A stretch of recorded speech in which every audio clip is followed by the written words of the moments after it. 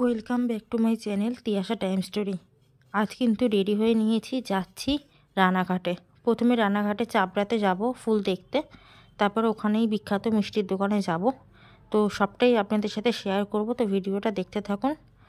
অনেকদিন ধরে ভাবছিলাম যে যাব, কিন্তু যাওয়া হয়ে উঠছিল না। তাই আজকে ঠিক করলাম যে যাব ওখানে ফুলটা দেখতে, কারণ ওখানে খুব ভালো ফুল চাষ করেছে। চাপড়াতে অনেকেই গেছেন, তো আমিও গিয়েছিলাম। সেই ভিডিওটা নেক্সট ভিডিওতে দেব। আর আজকে দেব ওখানকার যে বিখ্যাত মিষ্টি বা মিষ্টির দোকান সেখানকার ভিডিও। বারুইপুর স্টেশনে চলে এসেছি, ওদিকে লক্ষ্মীকান্তপুর ট্রেন যাচ্ছে, আর আমার এদিকে আসবে ডায়মন্ড হারবারের ট্রেন। আর ট্রেনটা এসছে, তারপরে এত পরিমাণে ভিড় ছিল যে কি বলবো। আর আমি একটা জিনিস খেয়াল করে দেখেছি, আমি যেখানেই যাই গোপাল সোনার সঙ্গে কিন্তু আমার দেখা হবেই হবে, সে যেমন করেই হোক। সেদিনকে ট্রেনে উঠেছিল, তো আমি দেখে আমার এত ভালো লাগছিল। আমি জানি না কেন, রাস্তাঘাটে ট্রেনে যেখানেই হোক ওর সাথে আমার ঠিকই দেখা হয়। তো আমি আমার সাধ্য মতো ওকে সেবা করলাম, আমাকে আশীর্বাদও দিলেন উনি। একজন প্রভু নিয়ে উঠেছিলেন, তো যেখানেই যাই ও ঠিক আমার সাথে থাকে। এখান থেকে বোঝা যায় যে ও সবসময় আমার সাথে আছে। তো যাই হোক, এখন যাচ্ছি শিয়ালদাতে যাব। ওখান থেকে রানাঘাটে ট্রেন ধরে যেতে হবে রানাঘাটে। তো এই বসে আছি, আর ভিড় এত পরিমাণে, পেছন দিকে দেখুন কত লোক, প্রচুর পরিমাণে ভিড়। অনেক শেষে সেই বালিগঞ্জে গিয়ে বসার জায়গা পেয়েছি। ভীষণ কষ্ট হয়েছে, অতটা দাঁড়িয়ে দাঁড়িয়ে যাওয়াটা খুব চাপের ব্যাপার। ট্রেনেতে ভিড় হলে কিছু করার নেই, কারণ এর পরে যে ট্রেনগুলো ছিল সেগুলো যেতে দেরি হয়ে যেত। তো শিয়ালদায় গিয়ে দাঁড়িয়েছিলাম যে কখন ট্রেনটা দেবে বলে দেখব। হঠাৎ করে দেখলাম যে রাজুদার সাথে দেখা হয়ে গেল, রাজুদার যে পকেট পরোটা তার সাথে। প্রথমে তো বুঝতে পারিনি, সবাই দেখছি সেলফি তুলছে ওনার সাথে। তারপরে কাছে গিয়ে দেখলাম যে ওইটা তো রাজুদা, টিটিদের সাথে কথা টথা বলছে।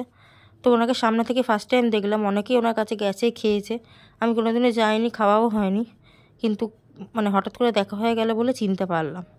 তো যাই হোক, এবার রানাঘাটের ট্রেনটা দেবে, রানাঘাটের ট্রেন দেবে। আমি যাব শান্তিপুরের ট্রেনে করে। তো শান্তিপুরের ট্রেন দিয়ে দিয়েছে, আর ট্রেন একদম ফাঁকা, একদমই ফাঁকা। তো উঠে পড়েছি, বসেও পড়েছি।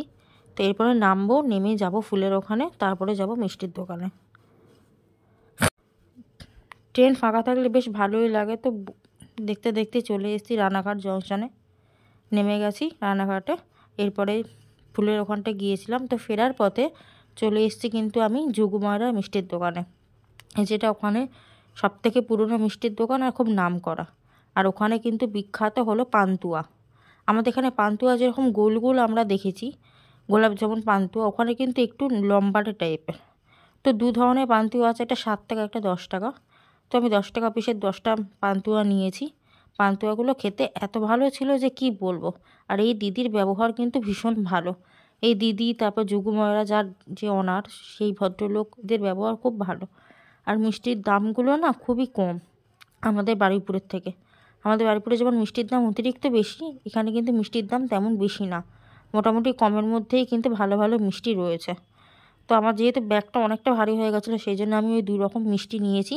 এই ছানার গজাটা নিয়েছিলাম, আর নিয়েছি এই ল্যাংচা, 10 টাকা পিসের যে ল্যাংচাগুলো হয়, ল্যাংচা মানে পান্তুয়া আর কি, তো ওইটা নিয়েছি। তো এখানে মিষ্টির দোকানে ঢুকে দেখলাম দামটা কম। মনে হচ্ছিলো যদি আমার বাড়ির কাছাকাছি হতো, আমি তাহলে প্রায় সময় গিয়ে ওখান থেকে মিষ্টি কিনে আনতে পারতাম। এই মিষ্টিগুলোই কিন্তু বারুইপুরে অনেক বেশি করে দাম। তো যাই হোক, আবার চলে এসেছি স্টেশনে, এখানে বসে ওয়েট করছি ট্রেনের জন্য। এবার ট্রেন এলে ওখান থেকে যাব শিয়ালদা থেকে তারপরে যাব আমাদের বারুইপুরের ট্রেন ধরে বাড়িতে। তো যাই হোক, আজকে ভিডিওটা এটুকুই। ওখান থেকে অনেক পরিমাণে ফুল কিনে এনেছি, তার মধ্যে এটা একরকম ফুল। তো আজকে ভিডিওটা এটুকুই, দেখা হবে খুব তাড়াতাড়ি পরের একটা ভিডিওতে। ততক্ষণের জন্য সবাইকে গুড বাই।